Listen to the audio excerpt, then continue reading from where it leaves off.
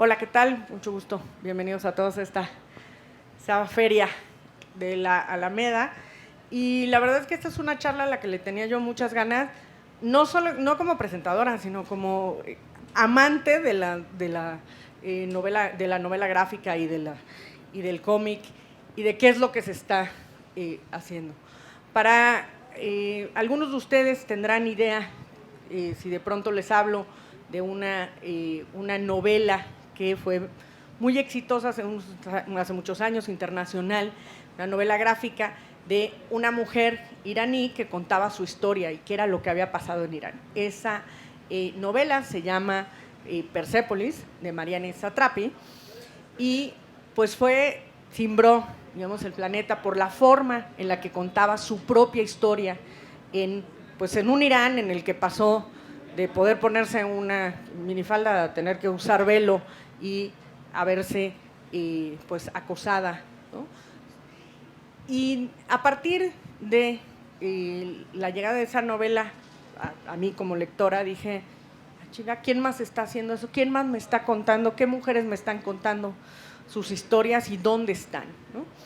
Y a partir de ahí empecé a decir, ¿por qué no nos enteramos? ¿Por qué no sabemos? ¿Por qué no? Está como, pues es un mundo en el que si piensas en a lo mejor algo que tiene que ver con gráfica y mujeres, a lo máximo que llegamos es a decir alguna superhéroe, ¿no? Una superheroína que sale en algún título de Marvel, y no es cierto, que están haciendo muchísimas cosas.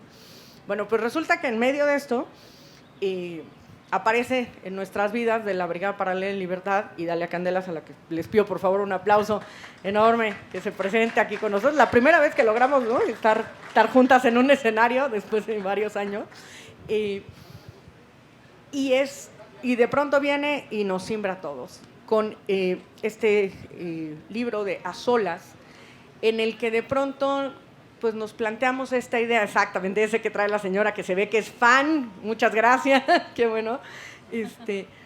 Quiero decirles que no saben lo que estamos llorando, porque, bueno, primero un aplauso porque se terminó, ya no sé a estas alturas en qué edición vamos, pero voló. Quedan 150 ejemplares que no lograron llegar a la feria porque están distribuidos de esa edición. Esperemos que próximamente tengamos otra, pero pues un gran aplauso por haber vendido otra edición más de este libro. Y A Solas es esta idea tonta de cuando piensas que una mujer está sola, porque ay, pobre, no tiene pareja, pues ay, pobre, ya está quedada, ¿no?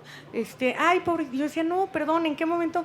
¿Cuántas veces nos gusta a nosotras estar a solas? No importa que el marido esté en la habitación de al lado, que los hijos estén en la sala jugando, la cantidad de cosas que quieres hacer a solas.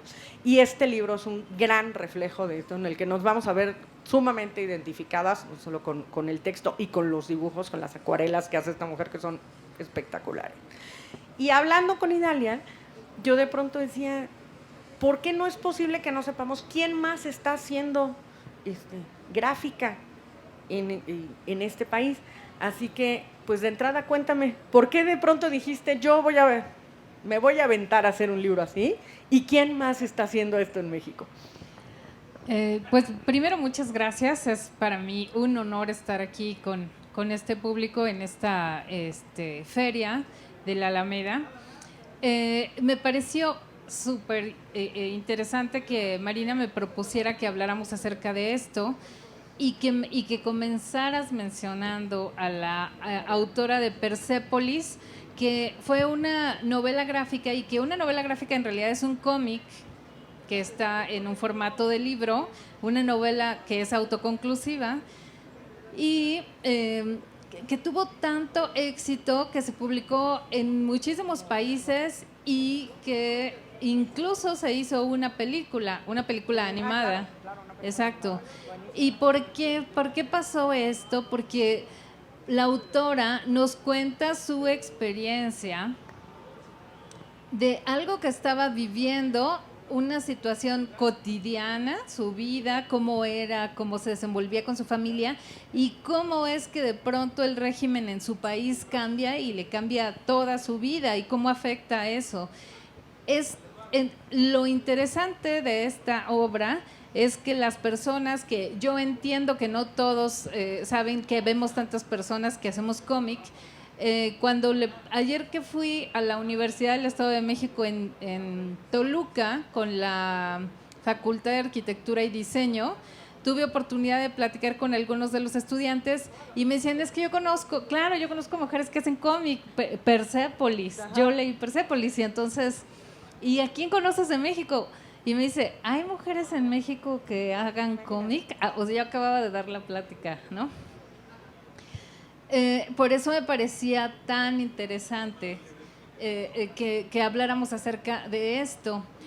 Normalmente las mujeres, como se los acabo de mencionar, tratamos temas que son más cotidianos, hablamos acerca de lo que nos sucede a nosotros y es la razón por la que, tal vez porque tenemos más facilidad para hacerlo, y fue la razón por la que yo escribí este libro de A Solas, que me encanta que alguien del público lo traiga, porque efectivamente fueron 12,000 ejemplares que ya no hay, lo publicó Editorial Planeta. O sea, lo dijo como si nada, perdón, No, o sea, nomás dijo, ya vendí 12,000 ejemplares y lo dijo como si nada. O sea, perdón, pero ¿cuántos autores conoces que vendan 12,000 ejemplares así nomás? Eso merece un aplauso. O sea, él lo dice como si fueran tortillas. Bueno, les agradezco el aplauso, pero ya no me aplaudan porque les voy a decir que publicó en México y España, y después en Colombia y Ecuador, y luego se publicó en Alemania, pero ahí lo publicó Random House. ¿Y por qué tuvo tanto éxito? Justo porque yo estaba hablando de una situación que era algo que yo estaba viviendo, y me parece que cuando hablamos los autores acerca de ese tipo de cosas es más probable que las personas se identifiquen con ello, y por eso por eso es que tienen éxito las historias. Pero bueno, entonces, ¿qué pasa? ¿Por qué en México la gente habla de los autores, de las autoras que hacen cómic de otros países y no de las que hacemos cómic en México? Me parece muy interesante porque esta situación fue tan grande que había, por ejemplo, hace 4 años fui a la presentación de un libro de cómic, una antología donde solo participaron hombres. Hasta ahí yo no tengo ningún problema, pues cada quien decide a qué autores invitar. Pero cuando están haciendo la presentación, alguien del público les pregunta, oigan, ¿y dónde están las mujeres que hacen cómic? Habíamos 3 mujeres autoras sentadas en el público. Y uno de los autores dice, en México no hay mujeres que hagan cómic, anda una que otra por ahí que hace cosas eróticas, y yo, perdón, yo me tuve que levantar y decir, aquí estoy yo que hago esto y esto, y les pedí a las otras. Pero lo preocupante de esto entonces, pues es cómo es que tenemos que hacer entonces las mujeres para que nos escuchen, ¿no? Y entonces ahí, no sé si quieres mencionar esta lista de... Sí, de una lista, o sea, a ver, ustedes dirían, bueno, cuando uno piensa cuántas mujeres comiqueras mexicanas podríamos juntar, y de pronto me manda una lista Idalia y resulta que son 178, una cosa así. 178, ¿no? Y van y te dicen que no hay mujeres haciendo cómic, dices, perdón, pero dime 178 nombres de hombres, ¿no? Entonces, la verdad es que es muy desigual la forma en la que se está planteando, ¿no? Y se está intentando dar luz a todo este trabajo. Entonces, por eso me interesaba tanto, ¿no? En las redes ahorita vamos a compartir, igual cuando se sube este video se está ahorita grabando, se va a subir, van a venir los links y vamos a intentar meter imagen de muchas de ellas y que están haciendo chamba para que tengamos una idea y podamos compartir, ¿no? Mucha más obra, dónde buscarlas, muchas, igual que tú, que decidiste al final hacer tu propio sello editorial, ¿no? Y yo creo que es importantísimo, porque ojalá y de pronto las grandes sellos editoriales pues voltearan a ver que tienen a 178 mujeres haciendo la chamba y dónde están, ¿no? Dónde las estamos apoyando. Bueno, me gustaría contarles entonces que en México, si nos remontamos como en los años 70s, 80s, la mayoría de las personas que hacían cómic, que hacían historias, vamos a hablar de el libro vaquero, ¿no? Que lo dibujaban hombres que hacían un trabajo maravilloso y no había mujeres haciendo, o sea, creo que en ese entonces estamos, a pesar de que estamos hablando de los 70s, 80s, las mujeres estaban limitadas a ser la musa y no la creadora. Y las mujeres que eran dibujadas en estas historias, pues eran el reflejo o la idea que tenía el hombre que la estaba creando, y que muchas veces eran estas mujeres muy sensuales, voluptuosas, pues mujeres imposibles, ¿no? Y bueno, en los años 80 ya había mujeres. Voy a mencionar una autora que yo he tenido el honor de compartir. En marzo se inauguró una exposición donde Ana Barreto y yo expusimos nuestro trabajo en la galería que está en la rectoría de la UAM. ¿Y por qué quiero mencionar a Ana Barreto? Xochimilco, ¿no? En la UAM de Xochimilco, sí, que es en la rectoría. Porque Ana Barreto es de las primeras mujeres que comienza a hacer cómic en México. Y sus historias eran situaciones cotidianas que ella vivía. Ella es de Acapulco, se vino a vivir a México, le costaba trabajo generar dinero para pagar su renta, tenía que compartir con amigas un departamento.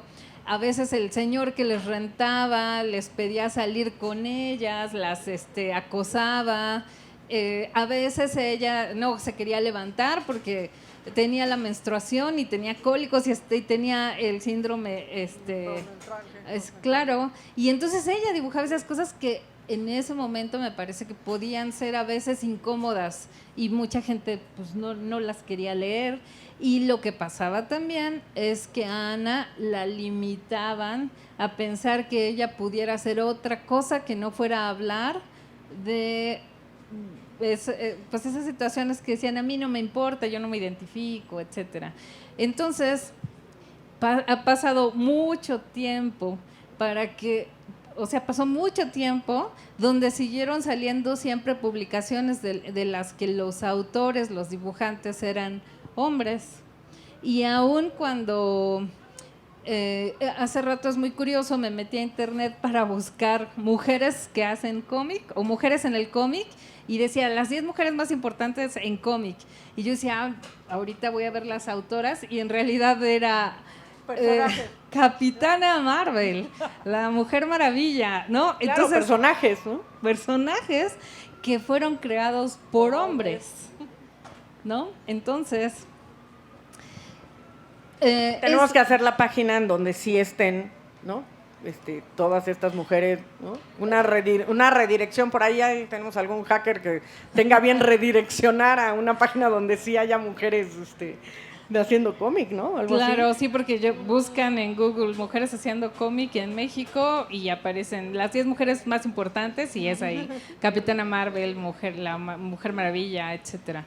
Por eso es que me parece importante mencionar que Virus Visal, que es una chica que vive en Puebla y que tiene más de 5 años haciendo cómics, decide hacer esta página que se llama Mujeres Comiqueras en México, donde están estas 178 autoras y se siguen sumando porque vienen muchas mujeres jóvenes haciendo este trabajo de narrar historias con dibujos que están en viñetas, en una secuencia que nos cuentan una historia. Si ustedes tienen alguna vez curiosidad, o si alguien quiero hacer un proyecto, pues no nada más hay muchos hombres, que no desestimó para nada tampoco su trabajo, pero también habemos mujeres que podemos realizar este trabajo y que somos profesionales y que además vivimos de esto. Fíjate que a nosotros nos pasó le estaba yo contando ahorita antes de entrar, una historia que nos sucedió a nosotros en la brigada, en la propia brigada, que fue, había habido un evento aquí en el kiosco, y entonces era un evento de jóvenes que estaban en defensa del petróleo, ¿no? De esos eventos de autoconsumo en donde eran 30 y había 2 de público que habían pasado a ver qué hacían esos 30 que estaban arriba del kiosco, ¿no? Básicamente. Y entonces de pronto Y yo decía, qué desastre, ¿no? Se supone que era de jóvenes, para jóvenes, y no lograron pescar a nadie, ¿no? Ni atraer a nadie para la defensa del petróleo. Y entonces estamos todos ahí con cara de, puta, qué decepción, no sirvió de nada el evento. Y pasa una manifestación de otakus, vestidos de Pikachu, o como se llame su mono, ¿no? 2000. Y yo, o sea, sí está claro que algo estamos haciendo muy mal, ¿no? Porque no le estamos hablando a esos chavos en su lenguaje, ¿no? Y ellos son a los que necesitamos. Y entonces pasa esta historia, le comento a un amigo nuestro y le digo, imagínate qué padre que hubiera un cómic, esto era en el sexenio de Peña, ¿no? Le digo, imagínate qué padre que hubiera un cómic en el que llega un superhéroe y le parte el hocico a Peña, ¿no? Y entonces este cuate me dice, no, está increíble, no sé cuánto, ¿no? Le digo, pues es que eso es lo que necesitas contárselos en su propio lenguaje, ¿no? Me habla la semana y me dice, ya lo tenemos. Y yo, ¿ya tenemos qué? Y dice, el cómic. Y yo, ¿de qué me hablas? Pasó una semana. Me dice, sí, pues es que le hablé a 8 amigos míos. Les conté la historia y pues todos me dijeron, hijo, es la historia que siempre quisimos hacer, pero nadie nos iba a publicar. Dije, pues la brigada. Y entre ellos estaba una chica que me gustó muchísimo, Tania Camacho, que es una de las que por favor sigan las cosas que hizo. Y de verdad, lamento porque pues claro, también es cierto, lo hicieron en una semana, ¿no? O sea, en una semana ya me tenían el libro formado, ¿no? Entonces, por lo menos teníamos a una. Tania dijo que sí y en una semana se echó la viñeta y la publicamos, ¿no? A mí me gustaría que en una siguiente feria podamos traer a más autoras, armemos una mesa de mujeres. Ha estado con nosotros Cintia Bolio, por ejemplo, que a mí me gusta mucho, ¿no? Mucho lo que hace. Entonces, armemos una mesa de mujeres para otra de las ferias, ¿no? Y veamos a ver si hay una posibilidad de armar algo para que la brigada pueda editar, ¿no? Algún libro de descarga gratuita con todo y que por lo menos tengamos ese acceso a ver el trabajo, ¿no? Ya está grabado lo que acaba de decir. Ya está grabado, o sea que ella ya se comprometió a la mesa, yo ya me comprometí a ver que en cuanto tengamos algo, armamos un cómic de mujeres. Me parecería buenísima idea, pero sobre todo te voy a decir por qué, para que haya una mesa de mujeres y que hablemos acerca de nuestros proyectos. Porque también te voy a contar otra cosa que a mí me sucedió justo cuando estaba haciendo todo presentándome en ferias para hablar acerca de este libro de A Solas.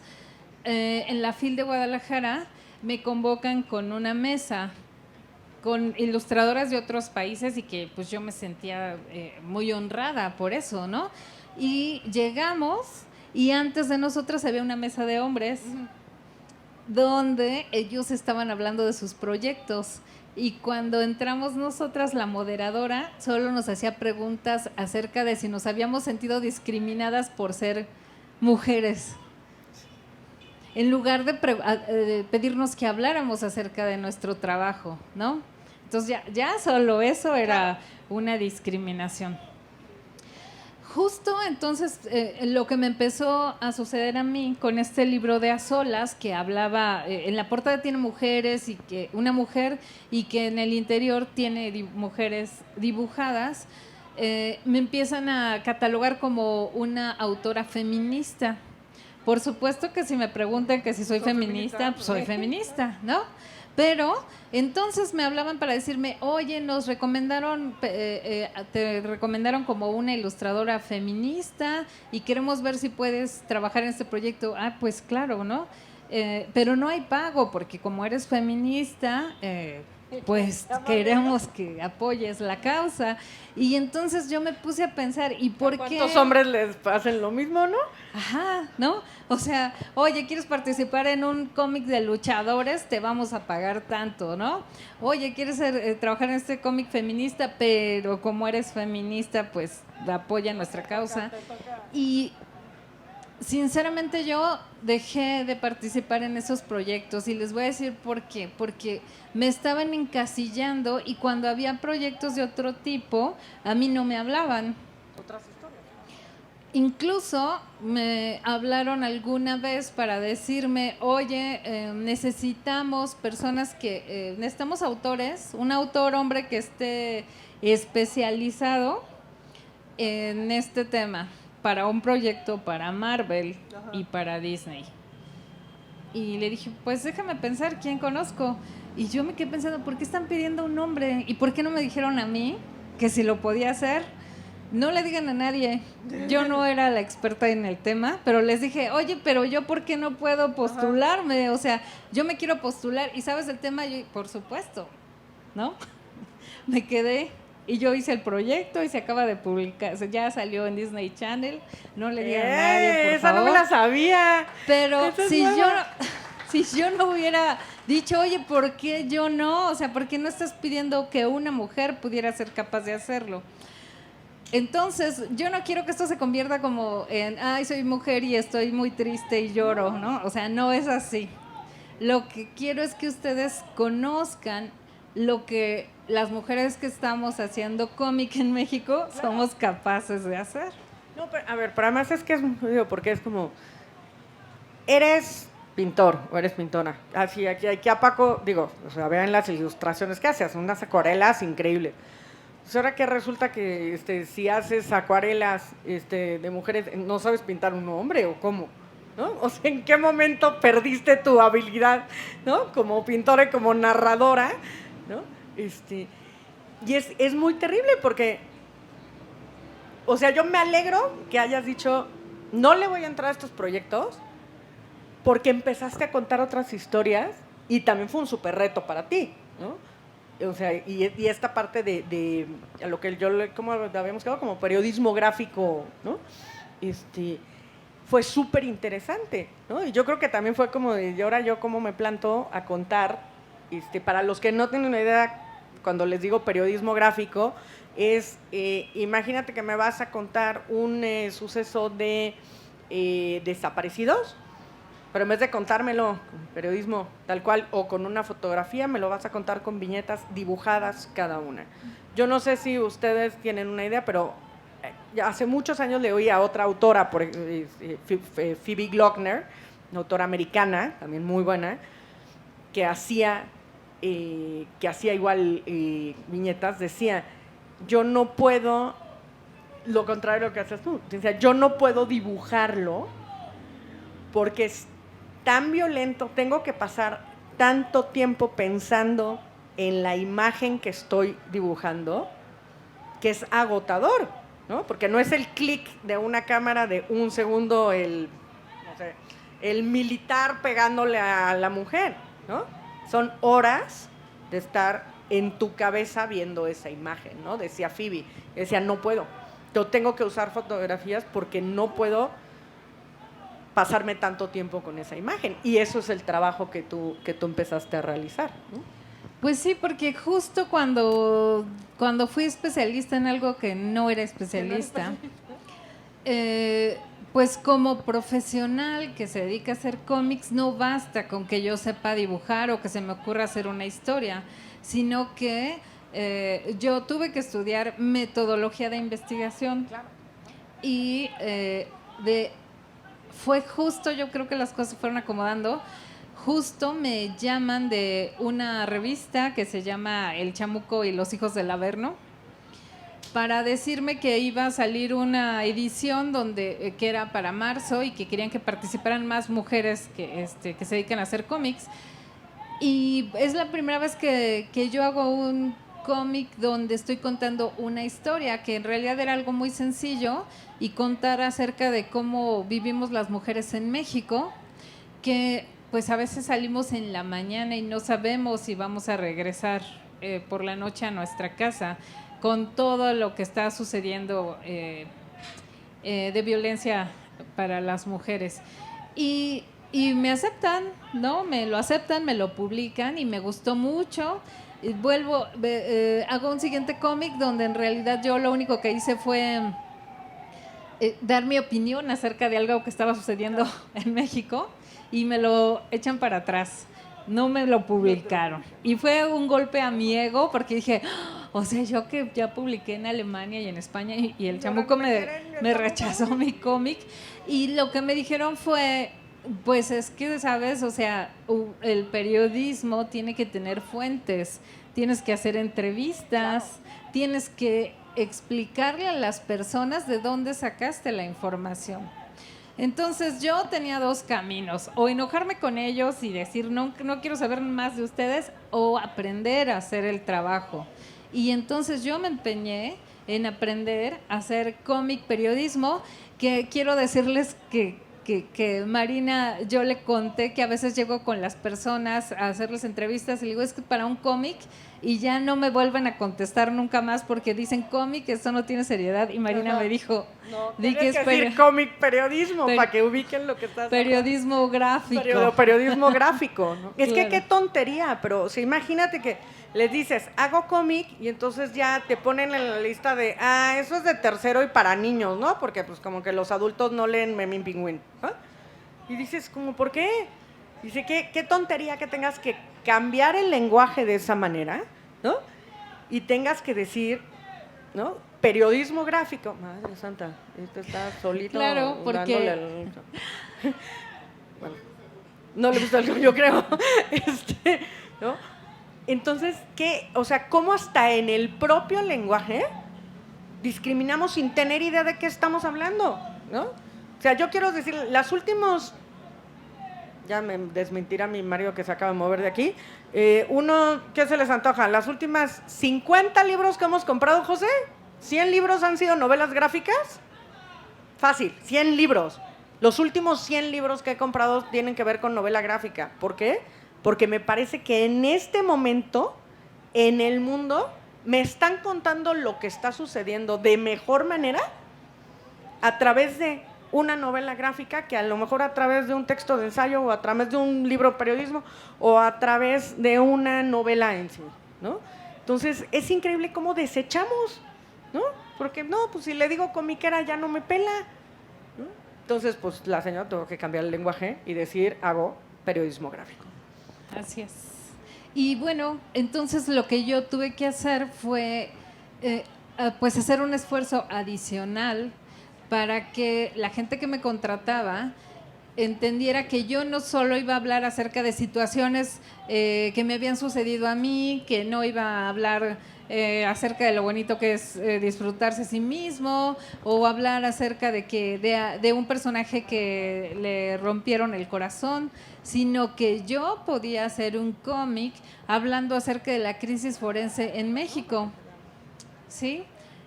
Entonces, en realidad quiero decirles que no me costó mucho trabajo porque cada vez que yo fui investigando, y lo que yo hago es que los temas los elijo cuando estoy viendo las noticias y veo algo que a mí no puedo decir que soy objetiva, porque cuando me entero de algo que a mí me conmueve, que me frustra que haya tanta impunidad y tanta injusticia en México, es cuando decido tomar estos temas, porque mi intención es que si alguien los lee y se entera de lo que está pasando en México, sea una manera de darle justicia a ese caso, pero no solo eso, sino que cuando nosotros nos enteremos de lo que realmente está pasando en nuestro país, haya un cambio, al menos interno, que al menos nosotros veamos las cosas desde otro punto de vista.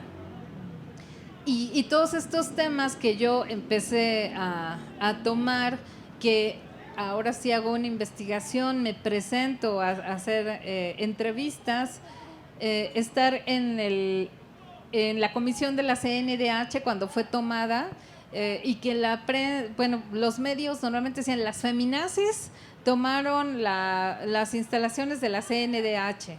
Yo me presenté ahí, una de las chicas que estaba en la puerta me dio la entrevista, me contó porque ella estaba con estas pañoletas, por qué es que andan en otras marchas, por qué es que rompen las cosas.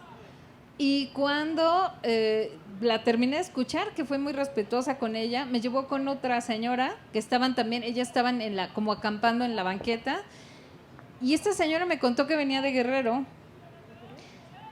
que hace 7 años estaban en una fiesta en su casa y mandaron a su hermano a comprar el pastel para la fiesta y nunca regresó. No volvieron a verlo más. Y que ella se presentaba a la CNDH para que le dieran cada mes un apoyo económico porque desde que sucedió eso y que se dio cuenta que las autoridades no iban a buscar a su hermano, entonces la familia se volcó en ellos mismos realizar la búsqueda. Y no sé si alguien habrá escuchado acerca de las buscadoras.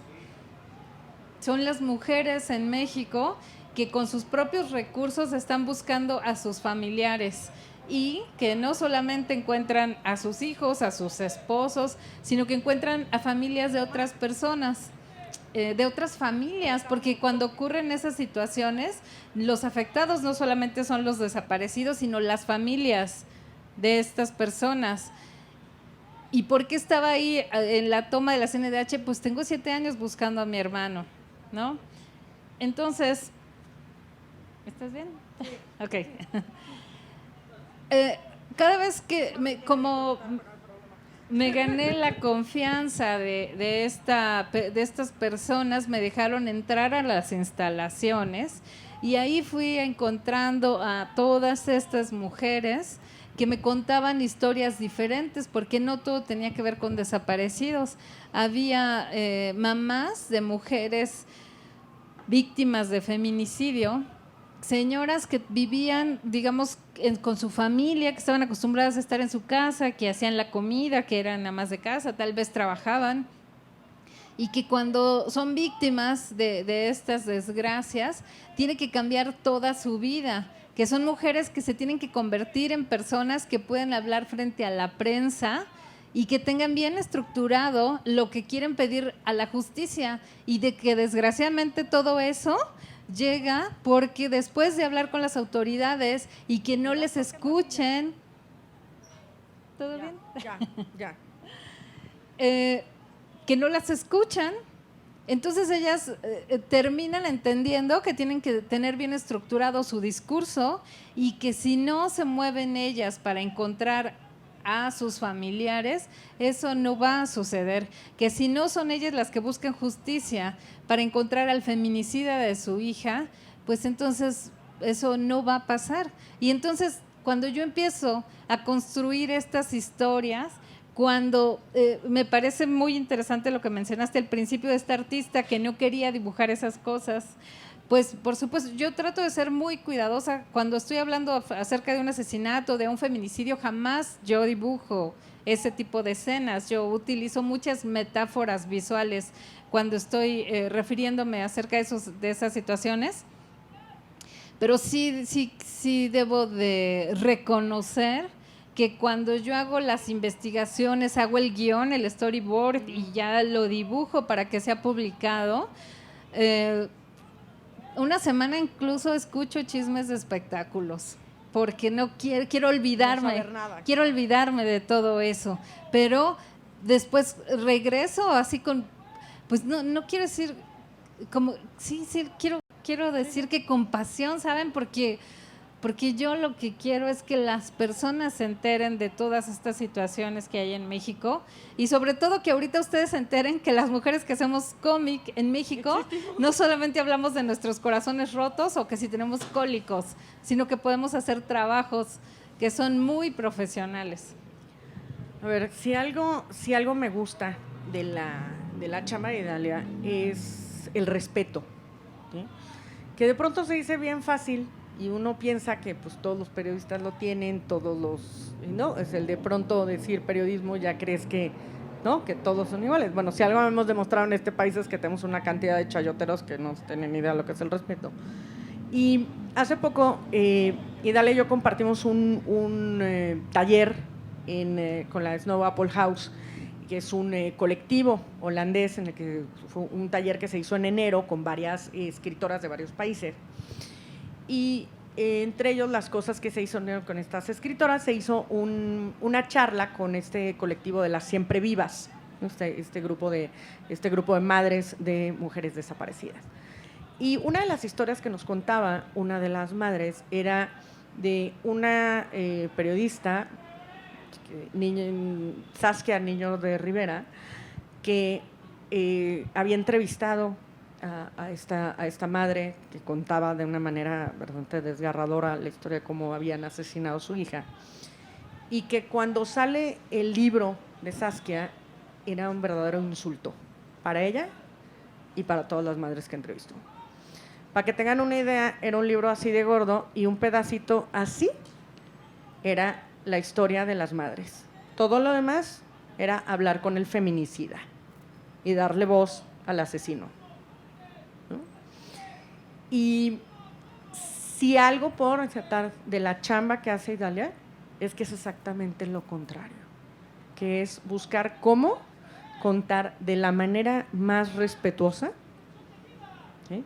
Y con visión de género y con visión de derechos humanos, ¿no? Cómo contar esa historia, porque sabes que en algún momento la madre, la hija de una desaparecida va a tomar ese libro y va a ver la historia reflejada ahí, ¿no? Y eso de pronto lo damos como por sentado y de pronto pensamos que todos hacen la chamba y no es cierto, ¿no? Al revés, o sea, yo creo que lo que necesitamos es promover a los que sí hacen esa chamba, ¿no? Y denunciar a las que, como Saskia Niño de Rivera, ¿no? Insultó de tal manera, ¿no? a las víctimas y a los familiares de las víctimas, ¿no? Entonces, en eso yo son libros que, o sea, de verdad, los libros de Idalia yo los recomiendo y o sea, me siento con la tranquilidad de regalárselo a alguien porque sé, ¿no? Lo que significa el respeto con el que se hizo esa historia, ¿no? Gracias. Pero justo me parece interesante lo que acabas de decir, porque exactamente esa es la manera en la que yo les cuento las historias a las personas. ¿Todo está bien? Me quiere electrocutar Yuma, pero no hay problema. Okay. Yuma está intentando electrocutarme, pero el resto… Continúa. Bueno, pues, un ejemplo, lo que está sucediendo en la Sierra Tarahumara. Y me parece muy interesante lo que está sucediendo en Chiapas, porque en los dos lugares hay comunidades que están siendo los pobladores, en su mayoría indígenas, que están siendo despojados de sus tierras por el crimen organizado, el crimen del narco, y es muy interesante por la manera en la que están actuando de manera diferente. Porque en la Sierra Tarahumara, donde los indígenas fueron, vamos a decir, acogidos por la iglesia, pues ellos se han visto sin saber qué hacer y están entonces sucediendo todos estos desplazamientos forzados, y que a veces nosotros pasamos y vemos que están aquí acampando, pidiendo apoyo con sus pancartas, y nosotros pues pasamos y nos molestamos porque nos están estorbando y qué hace esta gente aquí, ¿no? Y lo que pasa, imagínense nada más que ustedes viven en un lugar donde vivieron toda su familia, sus antepasados, que tienen ahí enterrados a sus padres, a sus abuelos, y que de pronto llega alguien que te amenaza de muerte y tú lo que haces es decir, tengo que proteger a mis hijos, a mi familia, y terminas yéndote a la nada, ¿sí? Y a mí esas son las historias que me interesa contar. Lo que está sucediendo en Chiapas, que igual llegan a estas comunidades de indígenas que tienen, pues vamos a decir, otra personalidad, donde ven que las autoridades no los van a apoyar, donde las autoridades dicen, aquí no está pasando nada, son pleitos entre los mismos vecinos que se quieren quitar sus terrenos, y entonces lo que hacen estas personas, estos indígenas, es que hacen sus propios grupos de autodefensa. Tengo un cómic que habla acerca de El Machete, que es un grupo de autodefensa en Chiapas, y donde fueron asesinados, despojados, y ellos, pues más aguerridos, terminaron defendiéndose para que no fueran despojados de todo su patrimonio. Esas son las historias que yo elijo para contarles. O lo que hablábamos hace rato acerca de las buscadoras. Imagínense estas mujeres que dejan sus trabajos, su familia, que a veces no solamente la familia se destruye por la desgracia que tengan porque tienen un familiar desaparecido o a una de sus mujeres víctima de un feminicidio, sino que tal vez las mamás deciden irse y volcarse en ese activismo para buscar a todas estas personas, para buscar muchas veces, están haciendo esas búsquedas buscando los restos, ya no hablemos de buscar a las personas vivas, pero ¿qué es lo que pasa cuando ellas encuentran esos restos con sus propios recursos, con las palas, los picos comprados con su propio dinero y que a veces la única ayuda que tienen es decirles, ok, puedes subir a la sierra en Guerrero estos días, la Marina te va a acompañar. ¿Sí? Es la ayuda que te podemos dar para que no te pase nada cuando estés allá arriba. Cuando ellas encuentran restos humanos y que son muy cuidadosas seleccionando tal vez la ropa, porque a veces las personas, es lo que yo recuerdo que iba vestido con esta ropa, claro, pues desafortunadamente, y pues no me gusta decirlo, pero así es, en México tenemos una crisis forense, donde no hay dinero, no hay suficientes personas. Cuando esos restos llegan al forense, no hay estudios de ADN, no hay tomas de ADN, no hay registros, y entonces ¿qué termina pasando con esos restos? Fosa común. Exacto, fosa común. ¿Y de qué sirvió todo el trabajo que hicieron estas madres? Entonces, pues no son temas que son agradables, pero es lo que está pasando en México y que a mí me parece que es importante que estemos enterados.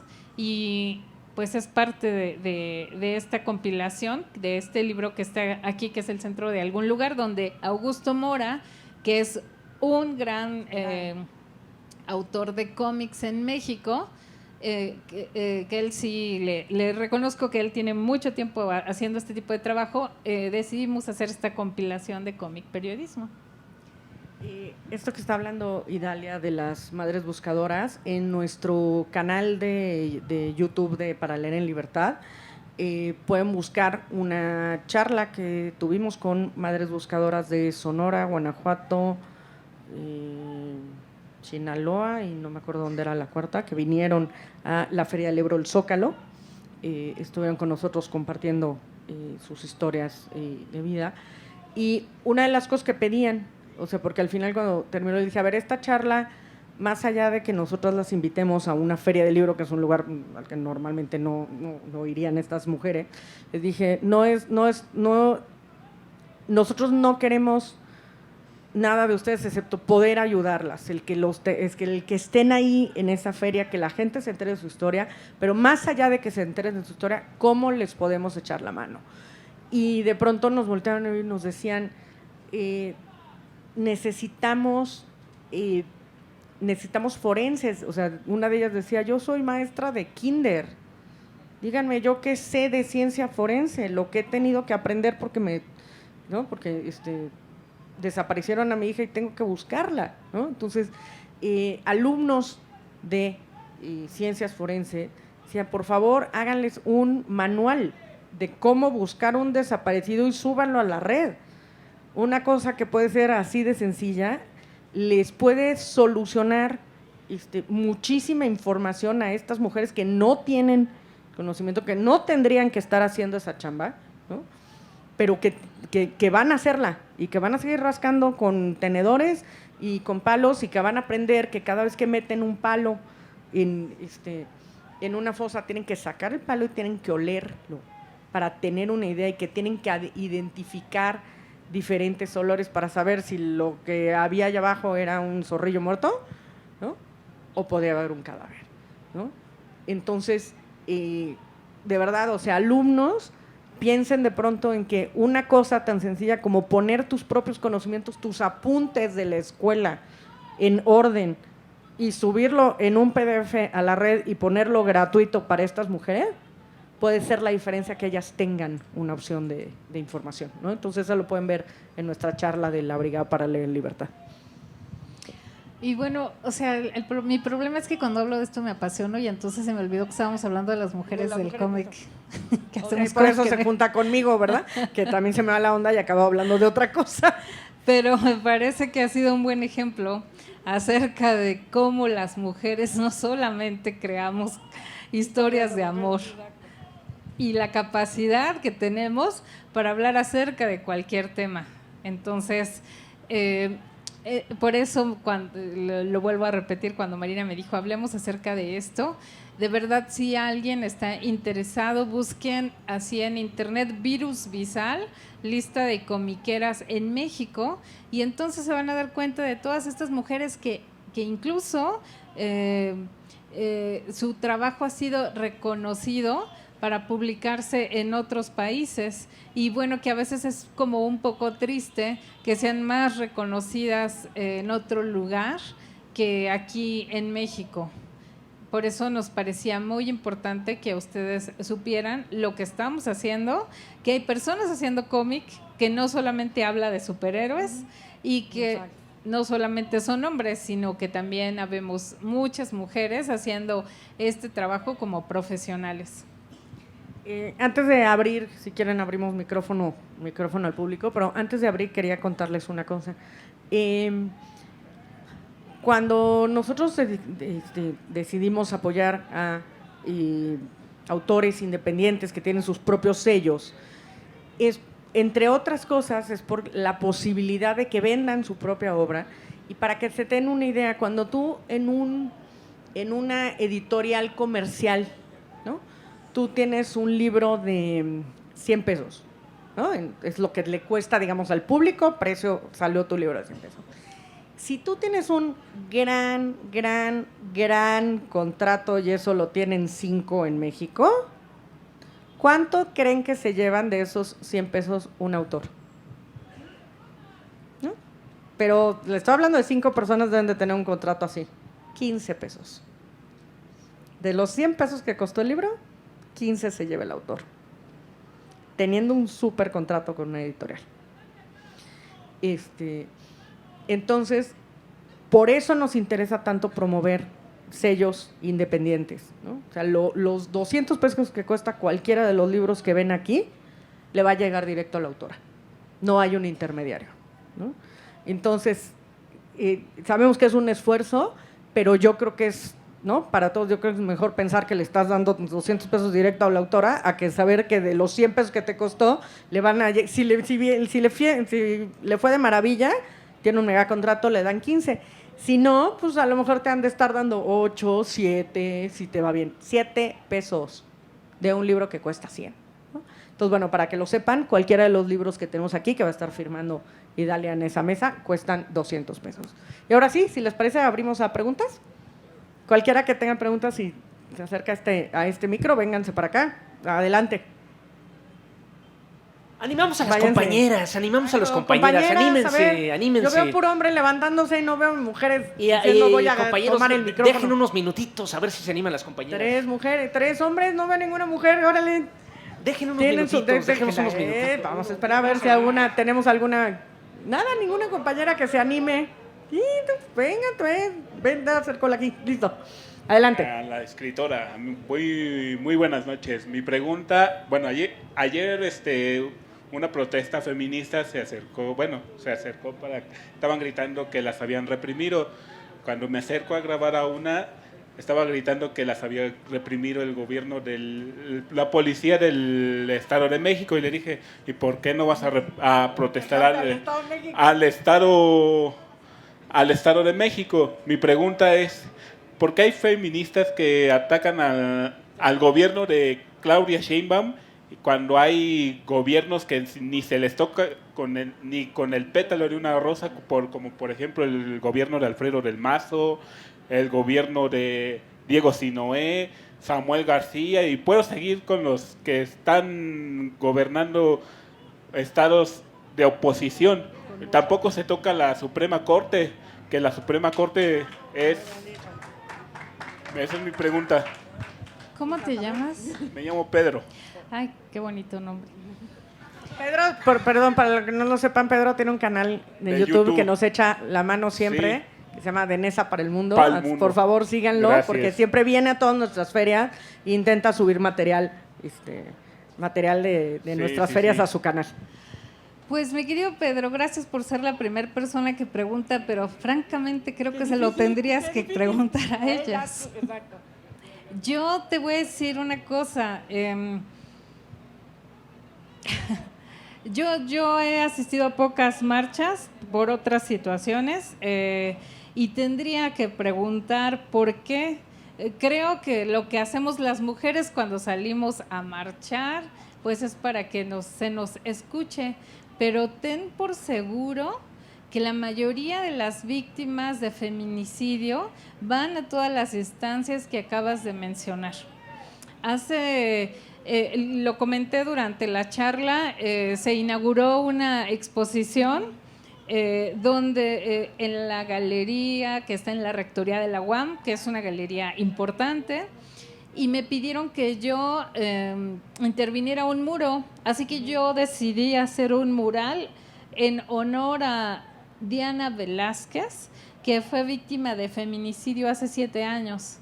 Hubo tantas inconsistencias en la investigación de su caso, comenzando porque sus familiares decidieron ellos mismos salir a buscar porque la fiscalía no quería levantar la denuncia, decían que seguramente había fugado con su novio. Y ellos comenzaron a buscar en municipios vecinos como en Netzahualcóyotl. Dijeron que la única reporte que tenían era el ingreso de un masculino. Diana estaba embarazada y le ingresaron como un masculino. Su mamá hizo tanto ruido en todas las instancias que me acabas de decir, que en marzo de este año la Fiscalía del Estado de México hizo un evento público donde pidió una disculpa a la mamá de Diana, la señora Lidia Florencio. Entonces, cuando veamos marchas, no subestimemos que hay mujeres haciendo todas estas denuncias que acabas de mencionar. Muchas Adelante, gracias. la siguiente. Adelante. Buenas noches, mi nombre es Luis. ¿Nos podrías platicar un poquito más de Disney Channel, de tu trabajo? Claro. Te voy a decir que yo firmé un contrato de confidencialidad y esto es para que la gente que está trabajando en proyectos que tienen invertido tanto dinero, pues no lancen información o spoilers. Ya ahorita el programa ya salió, de hecho creo que va en el 3er capítulo en Disney Channel. Y para lo que se me contrató a mí fue para crear la Biblia junto con un colega y amigo experto en lucha libre. Entonces, si yo les digo lucha libre y Disney Channel, espero que hagan su investigación. Muy bien contestado. Adelante, ¿quién más por ahí? Y bueno, me gustaría rápido decir, una Biblia de un proyecto como este es cuando tú creas a los personajes, no dibujados, sino la personalidad, todo el entorno donde viven, tienes que explicar por qué tienen esa manera de ser, y así cuando los guionistas para hacer una serie o cómics o una película permanezcan, o sea, tú cuando veas las películas de Batman siempre va a tener una personalidad en cada película, y cuando hay una situación, tú dices, claro, Batman iba claro, es congruente que él iba a actuar de esa manera. Y cuando lo hace de una manera diferente y tú dices, ¿cómo me decepcionó Batman, que yo tanto lo amaba? Seguramente en el guión más adelante va a haber una explicación de por qué. Porque el guionista se está basando en la Biblia que alguien realizó, que es para lo que a mí se me contrató. De nada. ¿Alguien más por ahí? ¿Quién dice yo? Adelante, señor.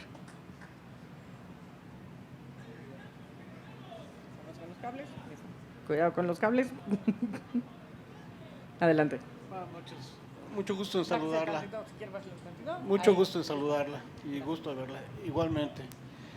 Quiero preguntarles y a la vez decirles a ustedes que en los años 60 yo recuerdo algunas revistas cómicas de alguna señora, creo que Vargas, Dulce, algo así. Yolanda Vargas Dulce. Ajá. De hecho, estas revistas fueron parte cultural de la vida de México. Y creo yo que de hecho también modificaron algunas estructuras de la cultura mexicana, porque se volvieron nacionales, no regionales. Tal vez las tomó de algún lado de aquí de las colonias, como pasaron con las de Pedro Infante, pero se volvieron nacionales. Creo yo que sería muy interesante si su programa pudiera ser a lo largo algo así parecido, en donde la cultura que llevamos a través de estos problemas de feminicidios, a través de estos problemas políticos, fueran realmente realizables para darnos una parte regional, como es el caso de San Cristóbal o el caso de Oaxaca, sino llevar el problema de una manera, de una concepción universal, de nación, lo cual en un momento dado podría ser mejor entendido por la gente, porque es cierto lo que dice. No nos vamos a poner a leer. En aquella época de los años 60, yo recuerdo que era muy difícil que la gente se pusiera a leer. Era más fácil ver el Memín, el Fantomas, Rarotonga, que de hecho ya decir Rarotonga era decir belleza, y nadie me entendía. Al principio nadie me entendía, después se volvió algo común. Pero sí decirle a usted que en estas ferias es muy importante lo que ella está proponiendo. El vaquero fue algo que a mí me llamó la atención mucho. El señor se presentó, dio la versión de su libro y por qué fue y cómo atacó el programa.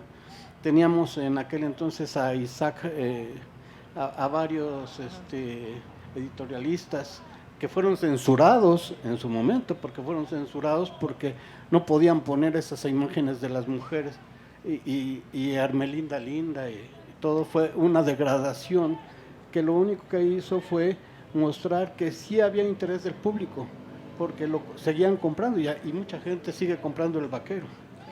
Pero yo creo que hay algo mucho más fino en el trabajo que usted tiene, que podría darle a lo mejor a Noroña, a Ebrard, a todos ellos, una lección.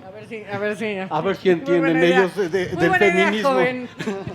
Muchas gracias. Sí, un aplauso, por favor, Andrea, porque tiene muy buena idea. Fíjese que, bueno, obviamente yo no hablé de todos los temas que he abordado, porque, por ejemplo, tengo un cómic acerca de Salgado Macedonio que se llama Sostener al candidato, ¿no?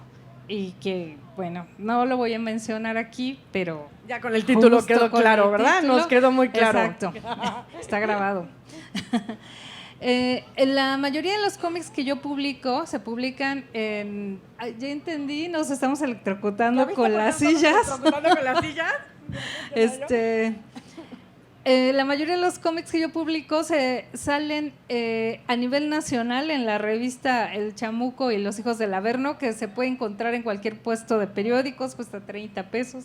Me parece que es muy accesible para que la gente pueda leerlo, y a nivel nacional, como en la feria está el Chamuco, por cierto, tenemos un puesto del Chamuco aquí en la feria, aquí que lo pueden conseguir. Sí, de hecho el Chamuco, que está normalmente tiene un stand en las mayorías de ferias de libro, aparte de que en cualquier puesto de periódicos. Y también me gustaría mencionar que todos los autores que los cómics que usted mencionó, como Memín, como Hermelinda, Rarotonga, las historias que escribía Yolanda Vargas Dulce eran dibujadas por hombres que tenían pues ellos pensaban, ¿cómo voy a dibujar a Rarotonga? Bueno, pues ya leí la historia, y entonces fui a un crucero y ahí vi a una mujer muy exótica y guapísima, y tú así la voy a dibujar. Y claro, pues a la gente le gustaba leer y ver a esa mujer tan guapa, o la extravagancia o la fealdad, y a lo mejor por morbo ver qué hacía Hermelinda Linda, ¿no? Y cuando se convertía en esa mujer tan exuberante, pero no había mujeres dibujando. Y es justo de lo que se trata esta plática, que tuvieron que pasar muchos años para que llegaran mujeres a dibujar, mujeres reales, ¿sí? Y mujeres, perdón, interrumpa, pero ¿y mujeres firmando como hombres? Claro, o sea, de hecho, ahora mismo. Seguro que más de una tuvo que cobrar los cheques con nombre de hombre, ¿no? Claro, yo conozco a una autora de cómics e ilustradora. Yo no sé cuál haya sido la razón, pero ella firma como hombre, y la mayoría de la gente que consume su trabajo cree que es un hombre quien hace eso, y que tal vez tuvieron que llegar a ese punto pues para que fuera reconocido su trabajo. Exactamente.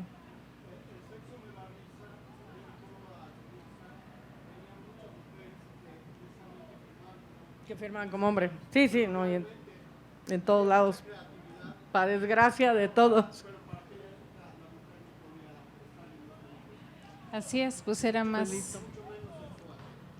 Claro, Pues exactamente. si no tenemos ninguna otra, pero anda, sabía yo que se nos iba. Dos mujeres, mira.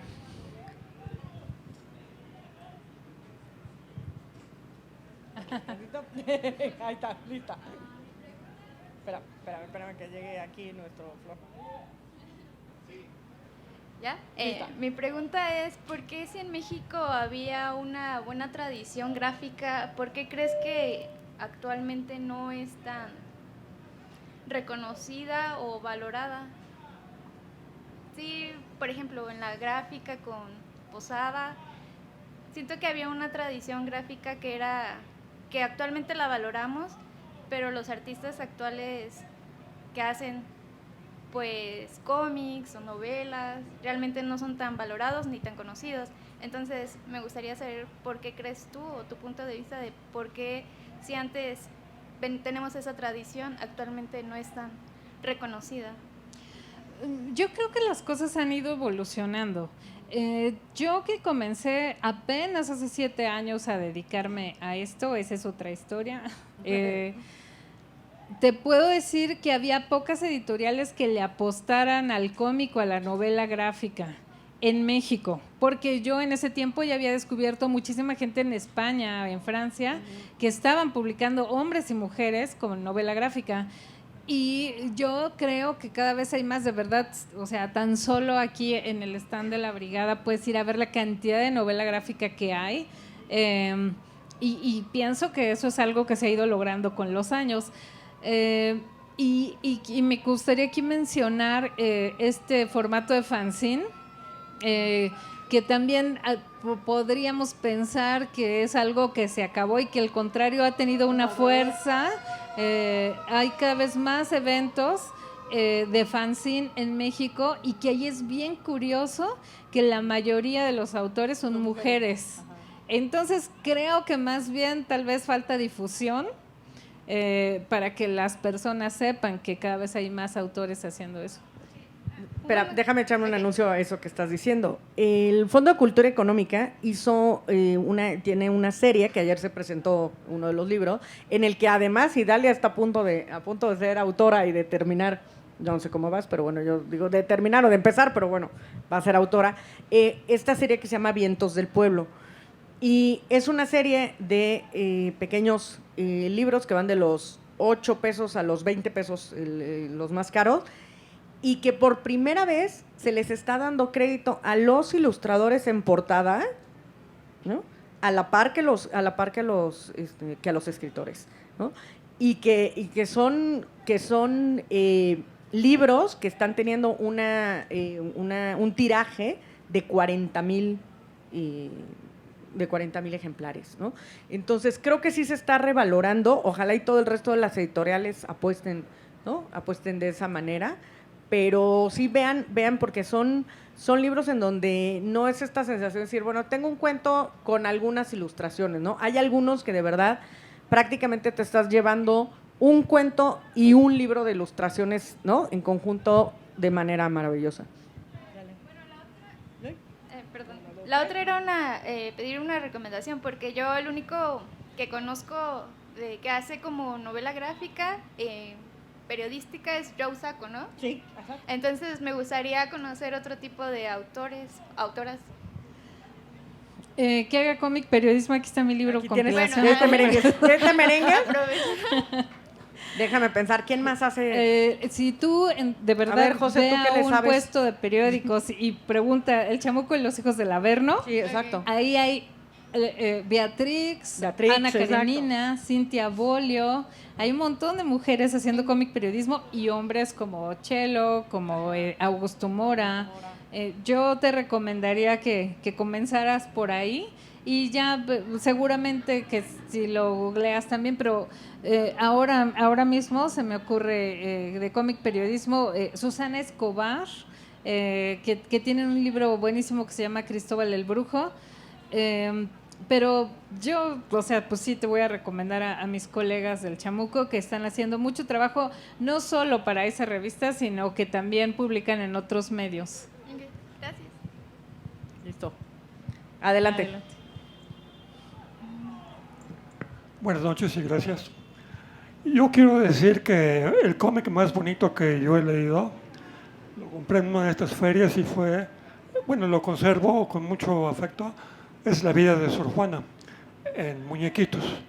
Dos o tres cosas me conmovieron profundamente, es que la madre de Sor Juana tuvo más o menos 3 hijas ilegítimas en 1600, año 1600, allá por el Estado de México, ¿no?